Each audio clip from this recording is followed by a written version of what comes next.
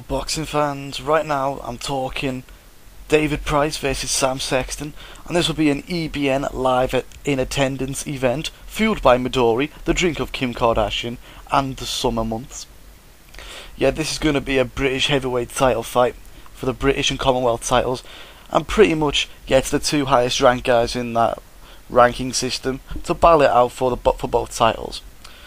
You know, this fight makes great sense in a lot of terms. In boxing sense, it's a new fight for both of these guys to really take on. Economically, it's great for them both, and it gets me out the house, out on the lash, a day after my birthday, to watch the fight and drink myself into an early grave. Sounds great, doesn't it? It will be. Looking at the attributes of these guys now, well, height, we know Price has got the severe advantage there.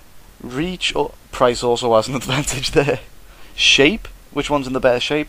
It looks like Price is in the better shape right now, but, you know, Sexton's not in bad shape himself, he's in okay shape.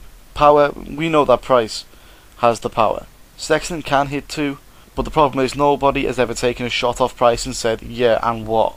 They always wake up counting the lights in the arena. Boxing ability, this is the scary part. Price has got that advantage too, but like I said before, Sexton is a very accomplished boxer in his own right.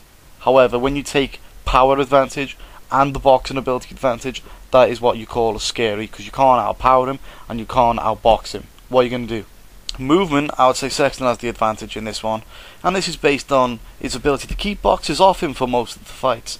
You know, like he evaded a lot of Larry Olbamiwu's best shots.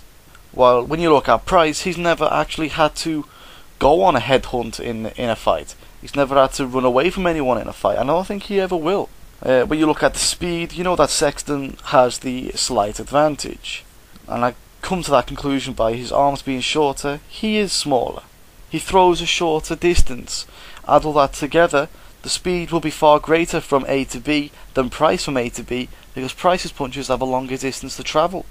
That being said, Sexton still has to get into range to throw them and land. And that's going to be the problem. Chin, well, apparently they both have shaky chins. You know, the thing is, Price has never had his chin tested in a fight, except for when that guy in his very first fight sucker punched him. Now, when you compare that to other sucker punches, for example, Floyd Mayweather versus Victor Ortiz got knocked out. Price just was like, yeah, you buckle my knees. The referee said continue, and then he continued and knocked him out. If that's shaky chin, I wouldn't mind a chin like that. But when you look at Sexton's chin, he's had his chin tested many a time. And it's not always stood up to the pressure. For example, he's lost to Chisora by knockout twice, and he's also out on his feet against Rogan. I'm going to move on to how I think Sexton can win this fight, and I do think he could win this fight. Well, one thing is, he needs to get in close and work on the inside.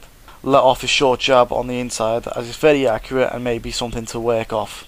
He'll need to cover up, however, though, especially on the outside from that cannon of a right hand. He needs to evade that right hand like it's the plague. He needs to keep away from that right hand. Minimum that he needs to do is keep moving to the right of that right hand. Keep the fight close range, where he's got more experience. He also needs to test Price's chin early. He needs to get a bit of confidence in his game, then he can work off that in the fight.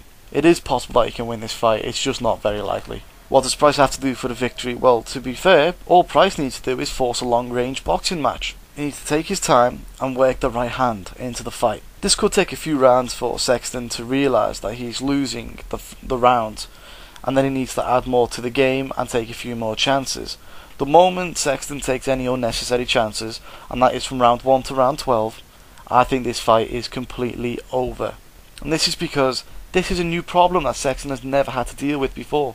Every time he's lost a fight, or lost a round in the fight, he's been fighting a pressure fighter, and they've eventually got to him. Let me give you an example. Rogan got to him and had him out on his feet. Chisora's got to him twice, and Chisora is not a big power puncher. This is going to be a totally different match. Sexton is going to be forced to box, which is usually working to his strengths, but Price is a much better boxer, and he's got a much bigger arsenal to work with. Sexton did well against the one-dimensional puncher like Larry Olbamiwu, but when you're fighting a multi-dimensional boxer who is miles and miles ahead of the British division right now, you've got to take into account that this guy is multi-dimensional boxer, and he happens to have Thor's hammer attached to his right hand.